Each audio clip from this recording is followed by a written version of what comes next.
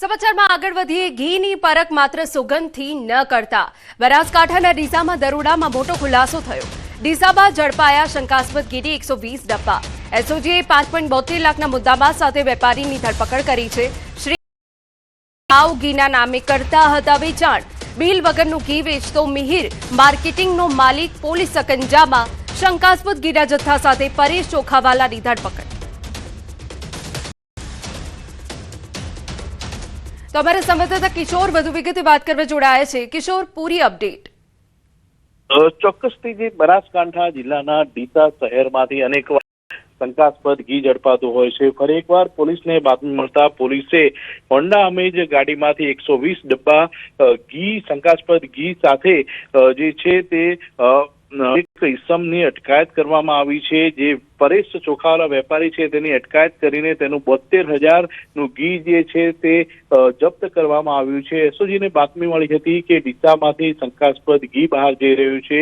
એસઓજીની ટીમે શ્રીમુખ પ્રીમિયમ કાઉ ઘીનો જથ્થો ઝડપ્યો અને તપાસ કરી તો બિલ પણ ન હતું અને આ ઘી જે વેચતા મિહિર માર્કેટિંગના જે માલિક હતા તેની અટકાયત કરીને અત્યારે તો વધુ તપાસ હાથ ધરી છે અને ટૂંક જ સમયમાં ઘીના સેમ્પલ પણ ફૂડ એન્ડ ડ્રગ્સ વિભાગ દ્વારા લેવામાં આવશે। બિલકુલ આભાર તમામ વિગતો બદલ। સમાચાર અમદાવાદમાંથી। નરોડામાં એસિડ એટેકની ઘટના બની। 28 વર્ષીય યુવતી પર અજાણ્યો શખ્સ જ્વલનશીલ પદાર્થ ફેંકી ફરાર। નીલકમલ સોસાયટી બહાર યુવતી પર હુમલો થયો હોવાની વિગત। યુવતી હોસ્પિટલમાં સારવાર હેઠળ। પોલીસે ઘટના સ્થળે પહોંચી તપાસ શરૂ કરી। પરિવારજનો દ્વારા પિતા સંડોવણીની આશંકા વ્યક્ત કરાઈ છે। સરદારનગર પોલીસે ગુનો નોંધવા તજવીજ હાથ ધરી છે। તો યુવતી હોસ્પિટલમાં સારવાર હેઠળ છે। જો કે પરિવારજનોએ પિતા ઉપર આશંકા વ્યક્ત કરી છે। સંડોવણીની આશંકા વ્યક્ત કરવામાં આવી છે। અમારા સંવાદદાતા મૌલિક વધુ વિગતે વાત કરવા જોડાયા છે। મૌલિક, પૂરી વિગત। એના મોડી રાત્રે 8 વાગ્યાના સુમારે નરોડા નીલકમલ સોસાયટી આવેલી છે ત્યાં આગળ એસિડ એટેકની ઘટના બનવામાં આવી હતી। 28 વર્ષીય યુવતી પોતાના પરિવાર સાથે નીલકમલ સોસાયટી રહે છે અને તે દરમિયાન કોઈક સામાન લેવા માટે ઘરની બહાર નીકળી હતી ત્યારે મુકાનીધારી શખ્સ જે બાઇક પર તેને આ એસિડ જેવા જ્વલનશીલ પદાર્થથી મહિલાના માથાના ભાગે એટેક કર્યો હતો અને ત્યારબાદ તેઓ ત્યાંથી ફરાર થઈ ગયો હતો। જોકે મહિલાને ત્યાં તાત્કાલિક કિક બળવામાં આવતા આ સ્થાનિકોએ રાહદારીઓએ 108 ને જાણ કરી હતી અને ત્યારબાદ તેને સારવાર માટે મોકલવામાં આવી હતી। જોકે ત્યારબાદ સિવિલ હોસ્પિટલમાં તેને સારવાર માટે ખસેડવામાં આવે। જે સારવાર ચાલી રહી હતી તે દરમિયાન જ તેની માતા દ્વારા એવો આક્ષેપ કરવામાં આવી રહ્યો છે કે તેના પિતા દ્વારા આ પ્રકારનું કૃત્ય જે છે તે કરવામાં આવી હોઈ શકે છે। પોલીસે પણ અલગ અલગ દિશામાં તપાસ શરૂ કરી છે। આસપાસના સીસીટીવી ફૂટેજ તપાસવામાં આવી રહ્યા છે અને જે કદરદારી શખ્સ છે તેને પકડવા માટે ચક્રો ગતિમાન કર્યા છે। બીજી તરફ ફરિયાદ નોંધવાની કાર્યવાહી જે છે તે પણ મોડી રાત્રે કરી લેવામાં આવી। આ અગાઉ પ્રાથમિક પૂછપરછમાં એવું પણ સામે આવ્યું છે કે આ મહિલા જે છે તેને પતિ વિરુદ્ધ પણ 1.5 મહિના પહેલા આ પ્રકારની એસિડ એટેકની ઘટના બનવા પામી હતી। તો શું કોઈ સંજોગ હતો અથવા તો કોઈ જાણભેદુ દ્વારા આ પ્રકારનું કૃત્ય વારંવાર કરવામાં આવતું હોય તે પ્રકારે પણ પોલીસ તપાસ કરી રહી છે। બિલકુલ આભાર। તો જાણભેદુ પર આશંકા છે, જો કે પોલીસે વધુ તપાસ હાથ ધરી છે। સમાચારમાં આગળ વધીએ। અરવલ્લીના ભિલોડામાં ચેઇન સ્નેચિંગની ઘટના બની। વૃદ્ધ મહિલાના ગળામાંથી સોનાનો દોરો ખેંચ્યો। બાઇક પર આવેલા ઈસમો ચેઇન ખેંચીને ફરાર। અંદાજે 4 લાખનો સોનાનો દોરો લૂંટી ભોગ બનનારે પોલીસ ફરિયાદ આપી હોવાની વિગત। તો આપણે એ દ્રશ્યો બતાવી રહ્યા છે। ભિલોડામાં ઘટના બની છે। ચેઇન સ્નેચિંગની ઘટના બની છે। મહિલાના ગળામાંથી સોનાનો દોરો ખેંચ્યો અને આપણે સીસીટીવી ફૂટેજ બતાવી રહ્યા છે। જો કે સીસીટીવી ફૂટેજના આધારે હવે પોલીસે વધુ તપાસ હાથ ધરી છે। બાઇક પર આવેલા કેટલાક લોકોએ ચેઇન સ્નેચિંગની ઘટનાને અંજામ આપ્યો। સમાચારમાં આગળ વધીએ। લદ્દાખના જોજિલામાં ભારે હિમસ્ખલન થતા દુર્ઘટના। ઘટનામાં 3 લોકોના મોત થયા, 4 લોકોની હાલત ગંભીર। જોજિલા ખાતે અનેક વાહનો હિમસ્ખલનની ઝપેટમાં। બરફમાં દબાયા અનેક વાહનો। પ્રશાસન દ્વારા રાહત બચાવ કામગીરી પૂરજોશમાં કરવામાં આવી રહી છે। તો આપને એ દ્રશ્ય બતાવી રહ્યા છે કે જ્યાં બચાવ કામગીરી પૂરજોશમાં ચાલી રહી છે. એક તરફ કે જ્યાં બરફ હટાવવાની કામગીરી ચાલી રહી છે, જેટલા લોકો દટાયા છે તેઓની મદદે હવે ત્યાંનું સ્થાનિક તંત્ર આવ્યું છે. 4 લોકોની હાલત ગંભીર છે, 3 લોકોના મોત થયા છે. બરફમાં દબાયા અનેક વાહનો, જેને બહાર કાઢવાની કામગીરી હાલ પૂરજોશમાં ચાલી રહી છે. સમાચાર પાટણમાંથી સાંતલપુરના ઉંદરગઢા ગામે ખેતરમાં આગનો બનાવ. ખેતરમાંથી પસાર થતા વીજ વાયરમાં શોર્ટ સર્કિટ થતા આગ લાગી. ખેડૂતે તૈયાર કરેલા ઘઉંના ઊભા પાકમાં આગ લાગી.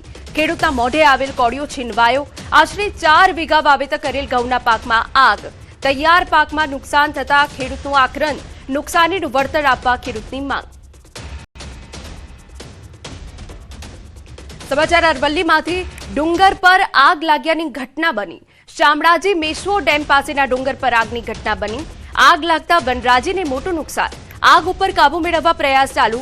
આગ લાગવાનું કારણ અકબંધ. હોળીના પર્વ બાદ ડુંગર ઉપર આગ લાગવાની ઘટનાઓમાં વધારો. તો આપને એ દ્રશ્ય બતાવી રહ્યા છે અરવલ્લીમાં કે જ્યાં આગ લાગી છે. એક વિકરાળ આગ ફાટી નીકળી છે, પણ કયા કારણોસર આગ લાગી તેની કોઈ સ્પષ્ટ વિગત નથી.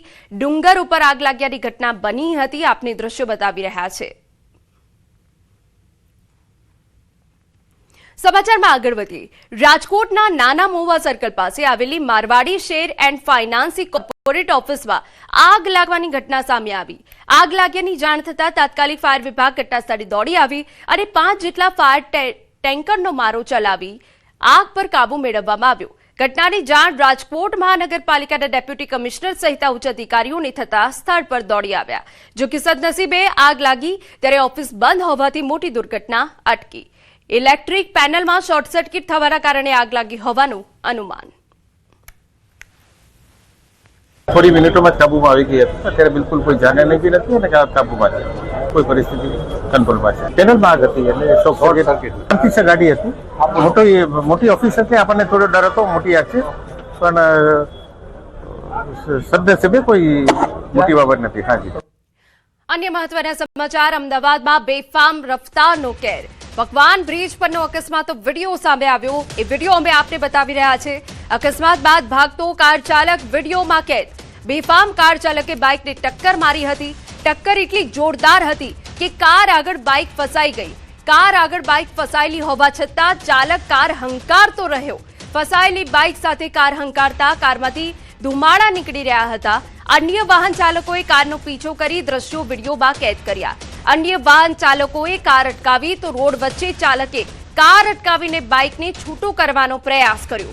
અકસ્માતમાં કમલેશભાઈ નામના વ્યક્તિ ઘાયલ થયા છે.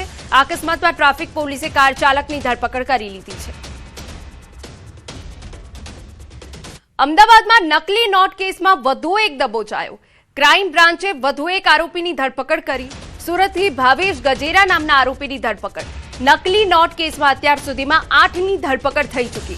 2.48 કરોડની નકલી નોટ કેસમાં કથિત યોગ ગુરુ પ્રદીપ સહિત 8 આરોપી પકડાયા હતા. સમાચાર અમદાવાદમાંથી. સરખેજ વિસ્તારમાં ગાડીમાંથી મૃતદેહ મળ્યો. પાર્ક કરેલી ગાડીમાંથી પુરુષનો મૃતદેહ મળ્યો. એલજે કોલેજ પાસે અવાબરૂ જગ્યાએથી મૃતદેહ મળ્યો હોવાની વિગત. ડિકમ્પોઝ થયેલી હાલતમાં મૃતદેહ મળી આવ્યો. સરખેજ પોલીસે તપાસ હાથ ધરી છે. આ ગાડી 6 મહિનાથી ભંગારમાં પડી રહી હતી, જેને ગેરેજવાળાએ ગ્રાઉન્ડમાં મૂકી રાખી હતી. માહિતી પ્રમાણે મૃતક બોડકદેવના રહેવાસી પ્રતાપભાઈ હોવાની હકીકત મળી છે. મૃતક ગત તારીખ 25મીએ ઘરેથી નીકળ્યા હતા, જે બાબતે બોડકદેવ પોલીસ સ્ટેશનમાં જાણ કરાઈ હતી. મૃતકની બીમારી હતી અને દવા પણ ચાલતી હતી. આ મામલે હવે વધુ તપાસ ચાલુ છે. સમાચાર બનાસકાંઠામાંથી. ડીસામાં ખાનગી બેંકના ગાર્ડની બંદૂકમાંથી છૂટી અચાનક ગોળી. બંદૂક ખભે ચડાવવા જતા મિસ ફાયર થતા રિક્ષામાં બેઠેલી મહિલાને ગોળી વાગી. મહિલાને પીઠના ભાગે ગોળી વાગતા ગંભીર ઇજાગ્રસ્ત થઈ. મહિલાને ડીસા સિવિલ બાદ વધુ સારવાર માટે પાલનપુર ખસેડાયા. ઘટનાની જાણ થતાં પોલીસ સ્થળ પર પહોંચી. પોલીસે સિક્યુરિટી ગાર્ડની હથિયાર સાથે અટકાયત કરી વધુ તપાસ હાથ ધરી છે. એ પાછળ બેઠા હતા ટેબલ ઉપર, બેંકની બાજુમાં અને રિક્ષા બાજુ પડી હતી, તો એને ડાયરેક્ટ સીધી ફાયરિંગ કરવામાં આવી છે. કઈ જગ્યાએ ઘટના બની છે? ઘટના બની ફુવારા. અને મહત્વના સમાચાર. દારૂ સંતાડવા માટે બુટલેગરનો કિમિયો ફેલ થયો. ગીર સોમનાથના મોટા ડેસર ગામમાં પોલીસે રેડ. મકાનની ઓસરીમાં ટાઇલ્સથી નીચે ગુપ્ત ખાનું હતું. ટાઇલ્સ હટાવતા ભેદી ગુપ્ત ખાનાનો ખુલાસો થયો. ચોરખાનામાં વિદેશી દારૂનો મોટો જથ્થો ઝડપાયો. પોલીસે દારૂના જથ્થા સાથે એક આરોપીને દબોચ્યો. સ્થળ પરથી પોલીસે વિવિધ બ્રાન્ડની દારૂની 155 બોટલ અને 10 બિયરના ટીન કબજે કર્યા. કુલ રૂપિયા 23,750 દારૂ અને 5,000નો મોબાઈલ સહિત કુલ રૂપિયા 28,750 મુદ્દામાલ જપ્ત કર્યો. ઉના પોલીસે ફરિયાદ નોંધીને વધુ તપાસ હાથ ધરી છે. સમાચારમાં આગળ વાત કરીએ તો બનાસકાંઠામાં શિક્ષણ જગતને લાંછન લગાડતી ઘટના બની છે. વડા હાઈસ્કૂલના શિક્ષક નશાની હાલતમાં ઝડપાયા. શાળાના પટાંગણમાં શિક્ષક યશવંત ચૌધરી લથડિયા ખાતા ઝડપાયા. નશામાં ધૂત શિક્ષકને ગ્રામજનોએ પકડી પોલીસ હવાલે કર્યું. થરા પોલીસે દારૂડિયા શિક્ષક વિરુદ્ધ ફરિયાદ નોંધી.